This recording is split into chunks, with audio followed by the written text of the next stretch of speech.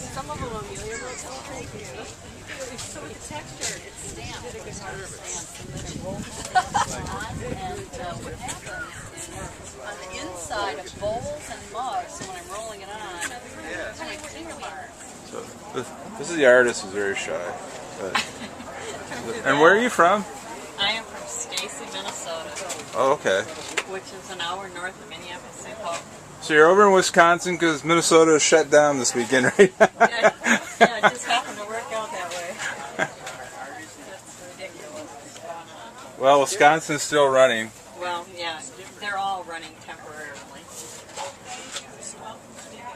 Well, now tell me about your work with paper.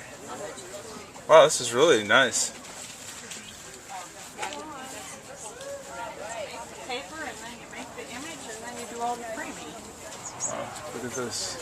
Are these supposed to look like firecrackers, or? Yeah, those do. That's Yeah. kind of what I was going after. Yeah. It's mostly about color and texture, not so much about identifiable objects. Yeah. You know, and then the papers are all colored and texturized. That one's to, look like natural elements, like slate. And this one over here has got, different textures.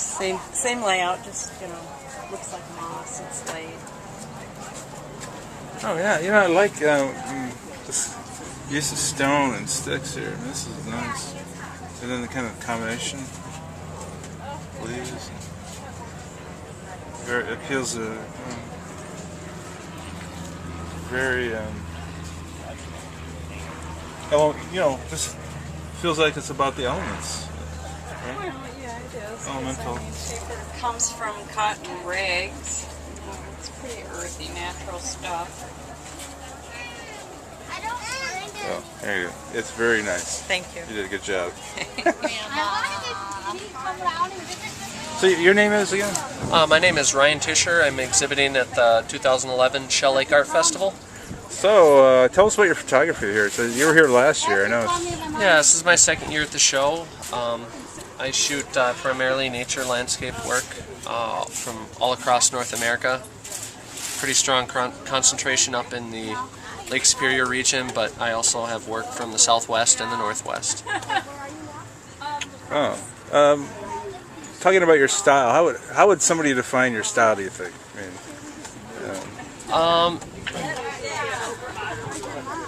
Well, I wouldn't say I necessarily shoot straight forward. I think that a lot of times I try to bring out some of the natural magic or the image, or the I guess energy within the image that exists in a scene, and I usually do that by utilizing longer exposures or unique compositions, and I always try and look for strong light in my images as well.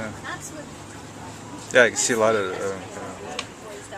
motion in your photographs from what I'm looking at here. Really nice. You do really good work. Thank you. I'm impressed. I'm just going to take some.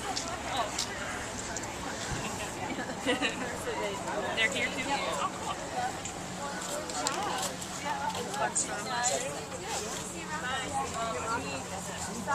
We sat at our window. It was like I said, Jeff, this is a wall cards coming big, it's coming strong.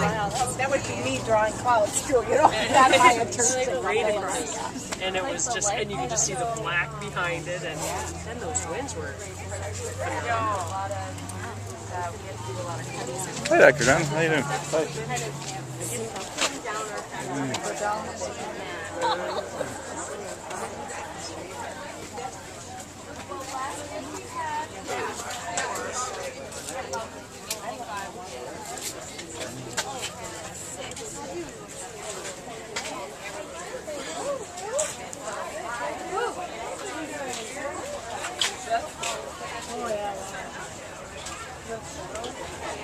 Yeah, these are all. Yeah. This is good.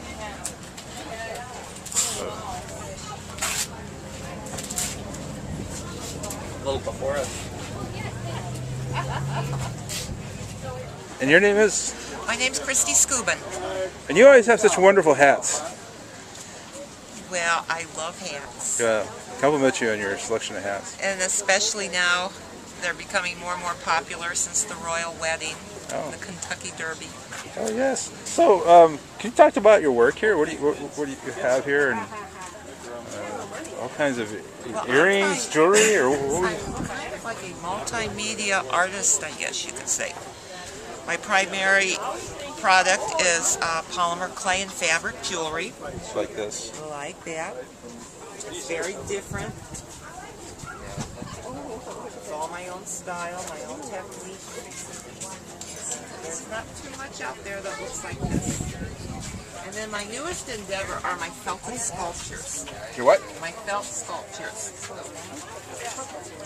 Felt sculptures. Look at this. Yes, I hand make all the felt, and then I collage them onto driftwood. And I add all kinds of mixed media elements. Oh, nice. So this is my new passion. The jewelry is my bread and butter. The sculpture is my new.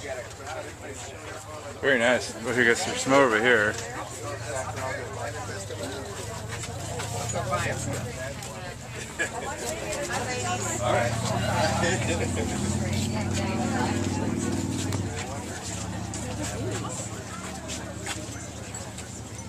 Oh, look at these. Ooh, nice, aren't they? Aren't they?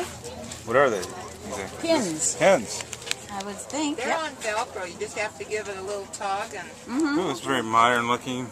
oh yeah, very abstract. and Abstract. Ooh, little African mask there. Necklaces are really nice. Your name is? I'm Warren Slocum. I live in New Richmond, Wisconsin. Richmond. So what do you got going on here? This looks like mirrors. It is mirrors. With some stained glass. That's right. Yeah, all the mirror is glass with silver behind it. That's what makes a mirror. And so you cut it like glass, and so it works very well. You have to be careful with a mirror. It has special qualities and characteristics. But this has become my specialty: stained glass mirrors. And Stained glass mirrors. I do a lot of different variations on that. Wow, they're really nice. Thank you. Really taking something that could be very ordinary and making it into a functional work of art, really. That's right. That's right. Function is an important part of it. To be able to use it and still have it be decorative. Still have to be an aesthetic piece.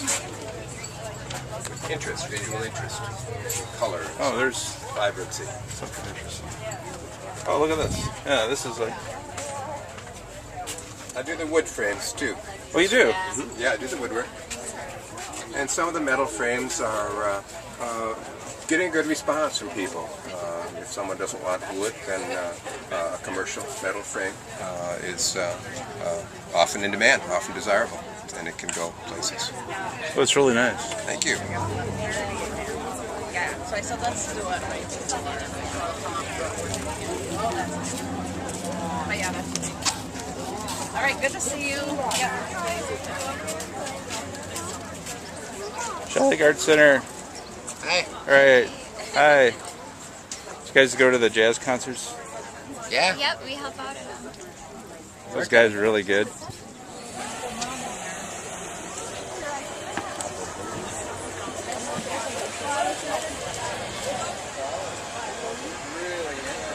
I've seen different. People buy these, because they take their national Gee, I'd like to get the smaller. Hey, the smaller is better. It's like my son.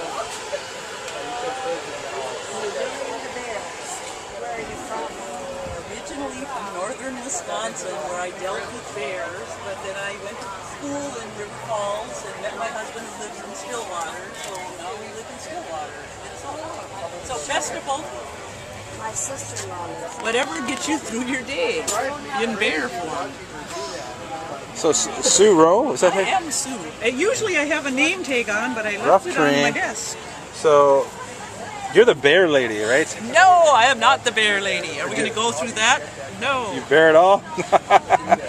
The rule with my bears, and they said it immediately, is if you pun, we will not come. Okay. So I am totally forbidden to pun. You may pun. So you can't bare your soul. No pause for alarm, All right. you know. Tell me about your art here. It's really nice. There's something very appealing about bears. What is that? They stand upright and their eyes look forward. And some of them have the crease in their... Do you see this that you two also have? Yeah. The emotion you can get from a non-Botox. Oh, like this bear here. Correct. Showing that And then crease. his poor sad eyes. He's just tired. Yeah, So I you know, have a fixation with eyes. bears seem to emanate some kind of human qualities or humanity, but then they do something like eat a phone. Amen. Exactly. And they remind us that it's still an animal. Did you see the one that says, the cute one we called Muffin before he ate our dog? You see this magnet right up Right. under, not really balanced, don't really care. Not really balanced. Really. Okay, the next one down. The cute one we called Muffin before he ate our dog. Okay. So, I'm from northern Wisconsin. We've dealt with bears regularly. I don't love bears. They let me channel the universe because I can't draw these words in human form and not offend people very much. Where bears, they're funny and like you said, they're cute and cuddly and then they can kill you. yeah. Yay. You know, what more can I ask? Plus, they're furry. I like fur. Well, the Native Americans, call them brother. Yes. There's No, I a have a infinity book. too. I have a book that I haven't studied, and it's totally serious, scholarly, Native American, everything you could do bear-wise, and I haven't had time to look through it all. Mainly from a healing point and the whole spirit and the power. Yeah. Well, they're called like medicine then. Yeah, because very they much. know Very where all much. the herbs are. Yep, and they can change shape, and maybe they might be a person, and then they might be a bear. Very mysterious. Well, thank you. This is really excellent. I really like it. I like this one with the bear with the blue paws.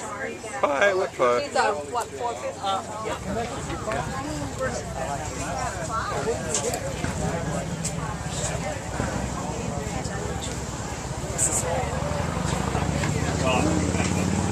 You're from where? St. Paul. St. Paul. Oh wow. Have you been here before? No. Oh wow. I thought your work was. So how would you describe what you do with with wood? You mind if you? Well, it's mostly non-functional burl wood from California and Oregon. Some other small pieces I add from Australia, Brazil, Africa. Frame pieces are abstract designs I put together out of the big pieces that I turn on my wood lathe. Really nice. Beautiful. Really nice. Do you know Don Gar, an artist? Not by name, but sometimes I see their stuff, Yeah. He's a neighbor of mine who does work with, makes sculptures with unique pieces of wood. Yeah. I like this abstractness. Wood.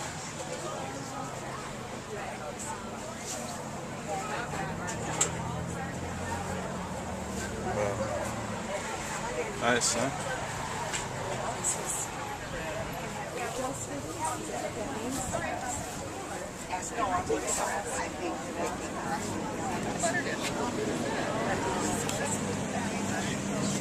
Web. We're putting up. We got on digital, more ways than one. So No more big equipment. yeah, you don't need it really. We put up over 400 videos. Wow. I used to work in television. It's kind of fun to get back into it a little bit. Right. Is that a weekly or a bi-weekly? It's a weekly. Daily? It's not daily. Weekly. It's a neat event. So is it a newspaper or just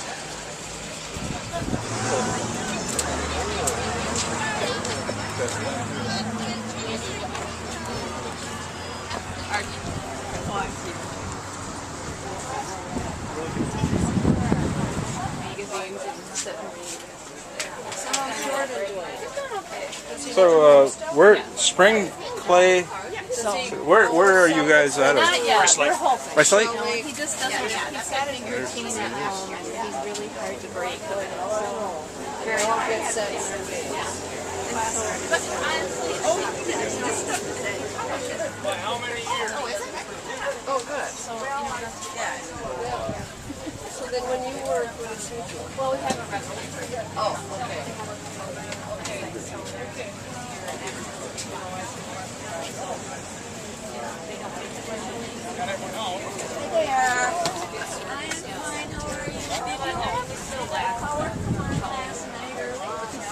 Well, it came on. This is really beautiful work that you got here. Can you explain what's going on here?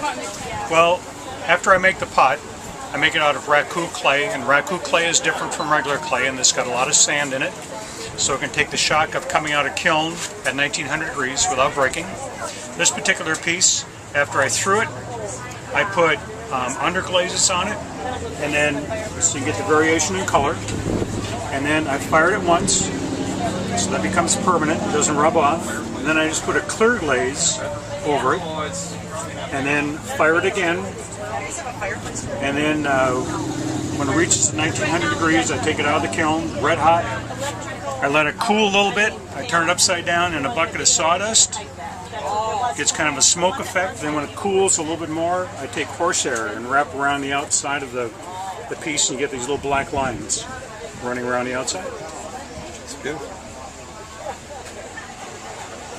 Now I gotta confirm the rumor. You're Michael McComb's former high school art teacher, is that right? Michael thought that he was going to be a painter. I showed up, he became a potter. Right. So and it's all been uphill since. So now Mike has to give you royalties, right? You wish, right?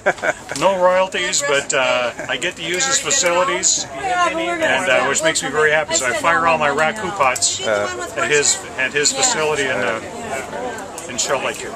Well, you did very well with one student. Well, probably a lot more, I imagine. Yeah, Michael's pretty awesome. He's one of the very best I've ever had. Yeah, he's good. All right.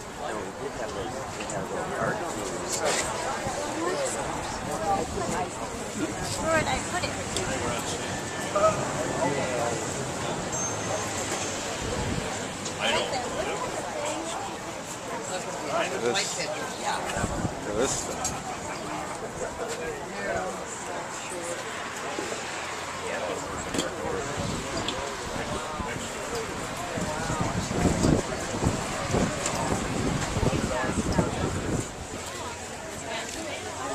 This is all out of cloth?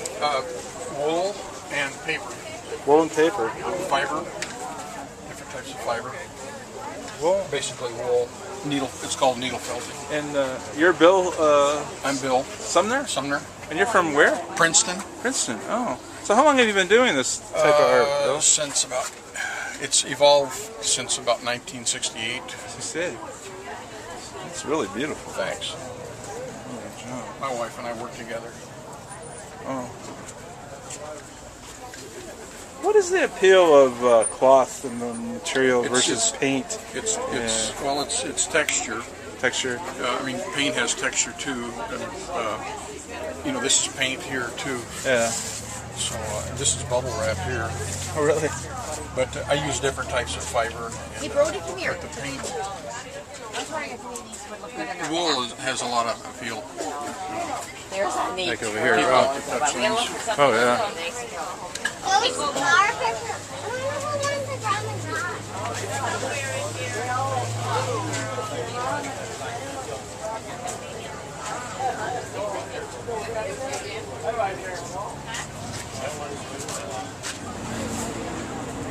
Wooden toys. So you're Chip Howard? Yep.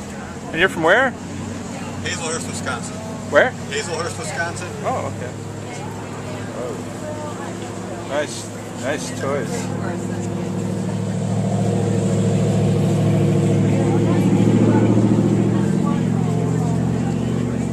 So do you buy these for the parents buy these for the kids, or do they buy them for themselves? This stuff here is kids. This stuff here is what kids want, but this is for parents. Parents buy this, but they don't let their kids use it, right? Wow. that. Wow. Come on. Spin the wheel on the bottom. There you go.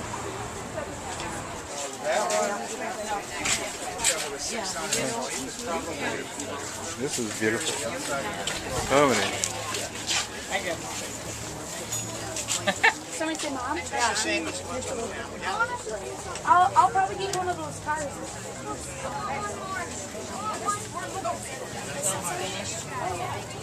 Hey, Daddy. Daddy. I want this one.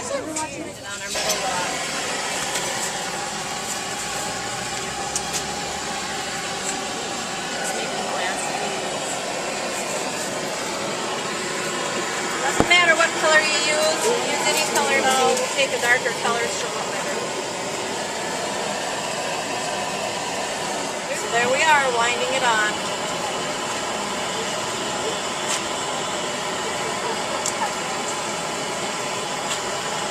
To make the bead any color, shape, or size, just one piece of glass at a time. Wind it as it on. Oh, look at Oh, were you from a newspaper? this. Yeah, Scooter Advocate.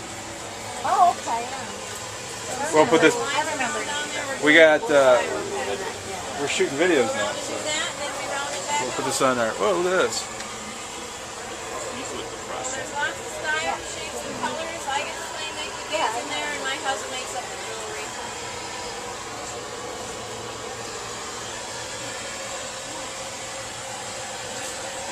Different sizes, that is what makes the hole. So if I want a bigger hole, I would just work on a bigger metal rod.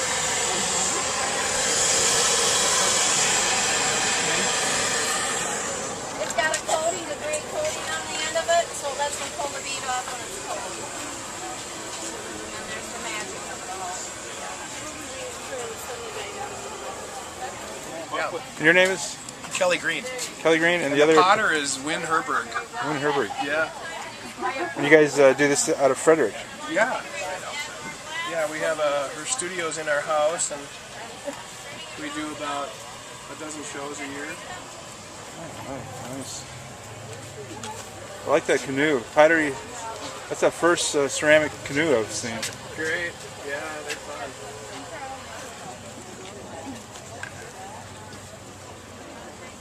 How long you worked for the paper? 8 years.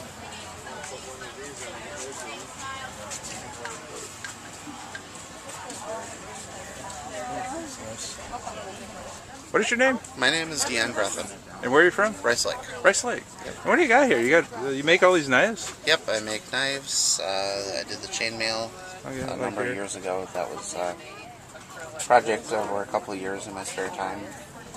So how do you make knives anyway? What's the process? Well, for the pattern welded knives like these, I start with a stack of steel, of different grades of steel, and I'll heat it to a yellow-white heat and forge weld that into a solid bar like this. And you can still see the layers in that somewhat. And then twist that bar or cut grooves in it or whatever. And then as you draw it out and hammer it out, it leaves a pattern in the steel.